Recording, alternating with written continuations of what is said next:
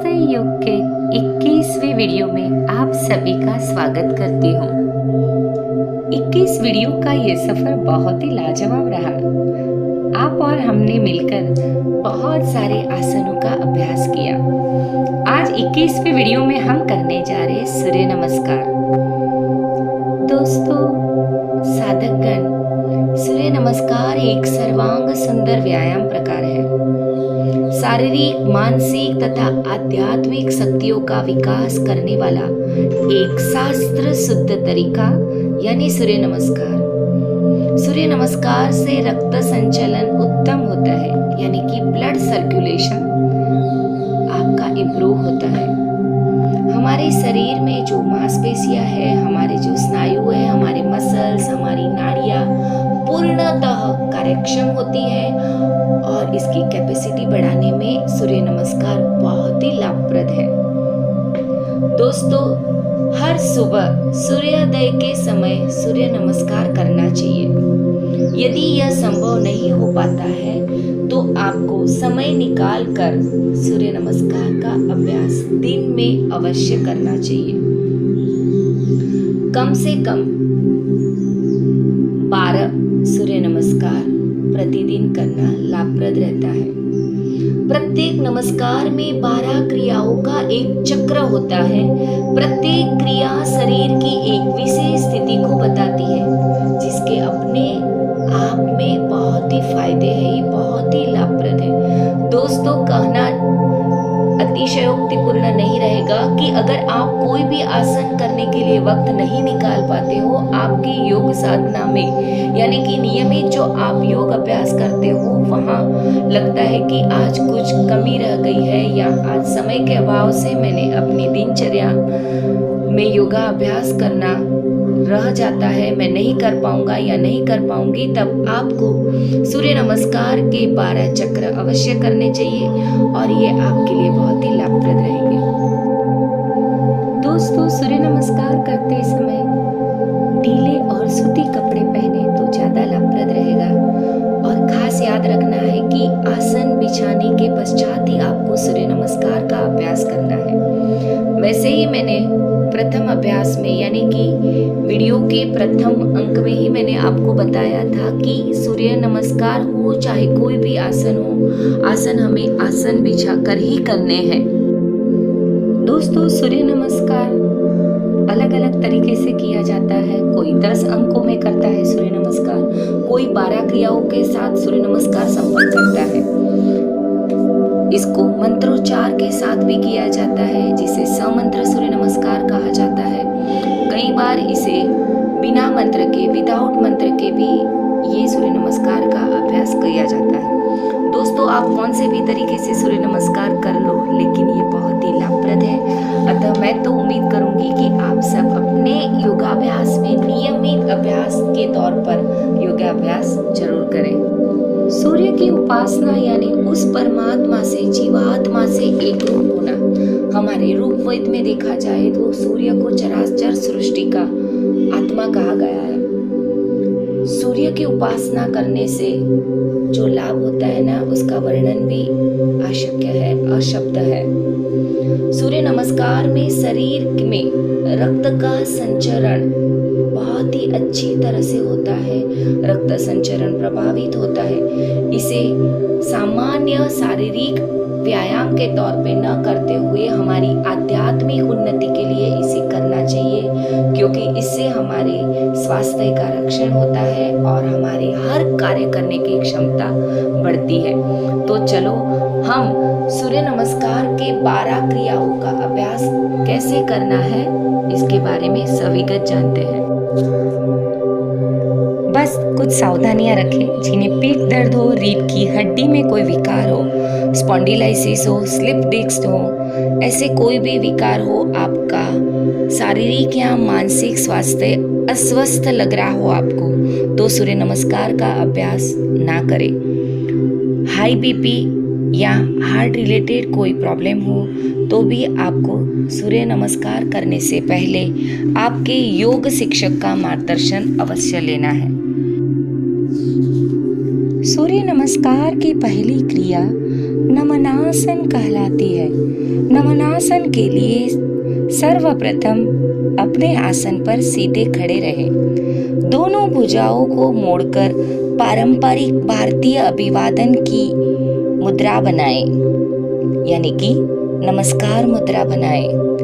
अब सांस लें तथा बिना किसी परिश्रम के सांस को थोड़ी देर रोककर रखें। सूर्य नमस्कार की दूसरी क्रिया यानी कि दूसरा आसन है हस्तोत्तानासन। इस आसन में पूरक करना है तथा हाथों को सिर से ऊपर उठाने हैं। सिर के साथ साथ मेरुदंड को पीछे की तरफ यथासंभव यानी कि आपकी क्षमता के अनुसार खींचना है।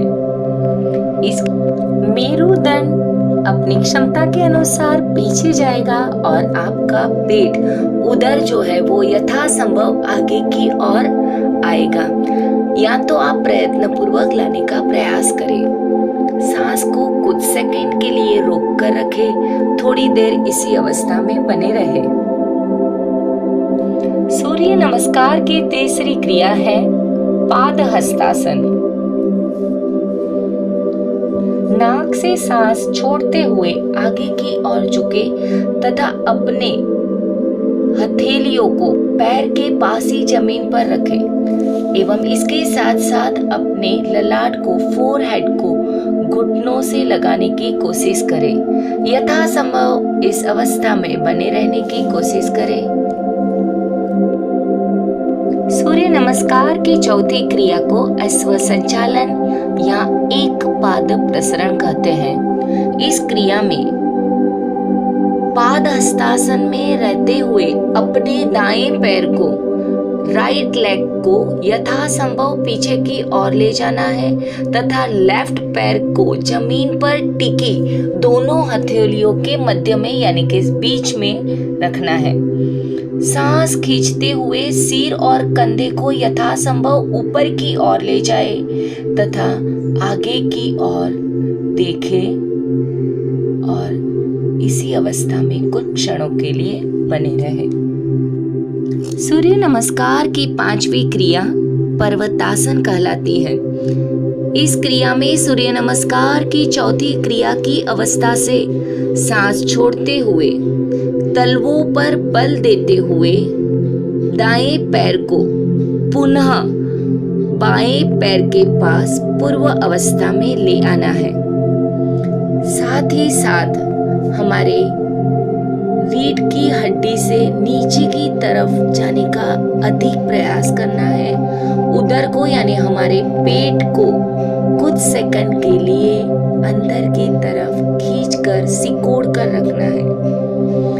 दोस्तों, इस अवस्था में आप आधा से 1 मिनट तक बने रहेंगे तो आपको इस क्रिया से अधिक लाभ मिलेगा। परंतु याद रखें कि ऐसी अवस्था में आपको उदर श्वसन करना है।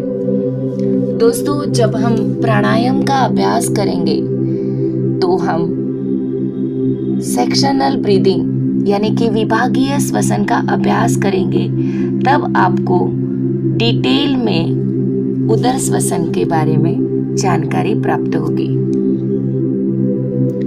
अष्टांग नमनासन यानी कि अष्टांग नमस्कार सूर्य नमस्कार की छठी क्रिया है।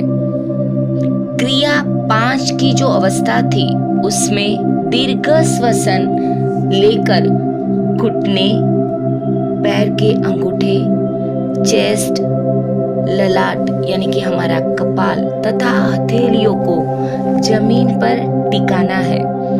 इस अवस्था में आने के पश्चात सांस को रोककर इसी अवस्था में थोड़ी देर बने रहना है। सूर्य नमस्कार की 7वीं क्रिया को प्रारंभ करने से पहले सांस को छोड़ना है।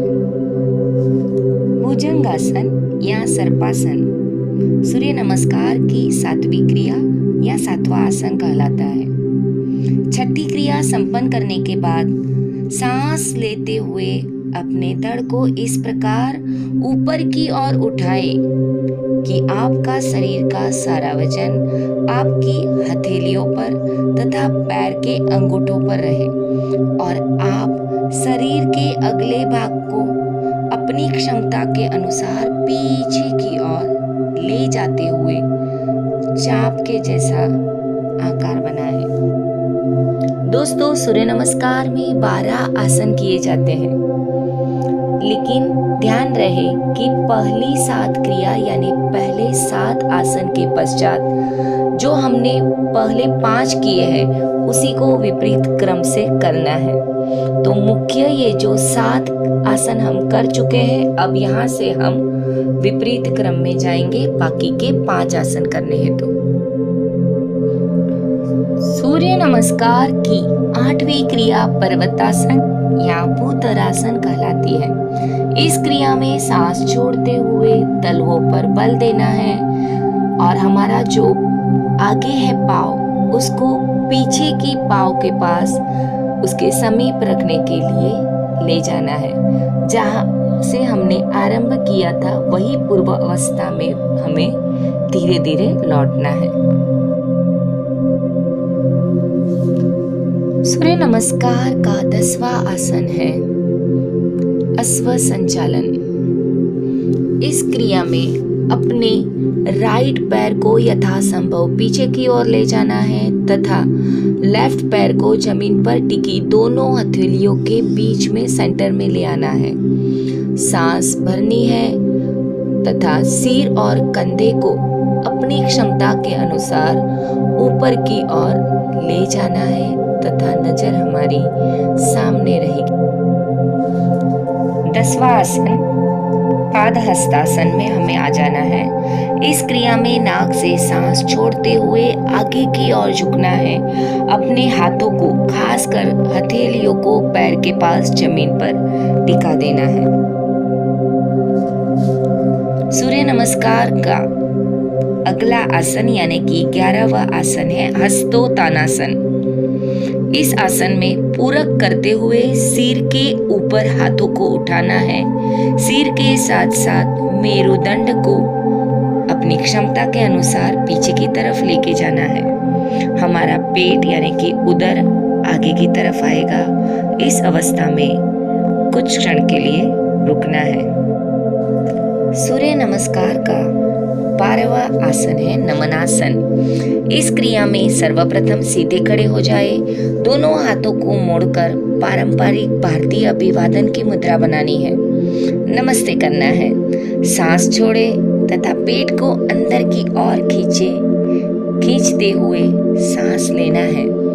बिना परिश्रम के सांस को थोड़ी देर तक रोक कर रखना है और फिर सहज अवस्था में आ जाना है। दोस्तों, यहाँ पर हमारा सूर्य नमस्कार का आधा चक्र समाप्त होता है। हमने राइट लेग से जो 12 क्रियाएं यानी कि 12 आसन किए, उन सारी क्रियाओं को, उन सारे आसनों को हमारे लेफ्ट लेग के साथ भी करने हैं। तब जाके हमारा एक सूर्य नमस्कार का आवर्तन समाप्त होगा।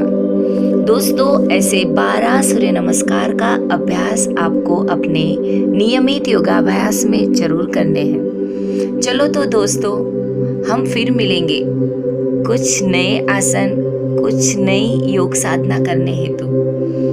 बहुत अच्छा रहा स्वास्थ्य योग 21 दिनों की वीडियो सीरीज का ये सफर।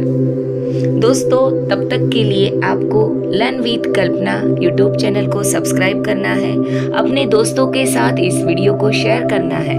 आपको पसंद आए तो इसे लाइक जरूर कीजिए और आपके जो भी सुझाव हो उसे कमेंट बॉक्स में लिख दीजिएगा। दोस्तों, हम फिर मिलेंगे, तब तक के लिए नमो नमः।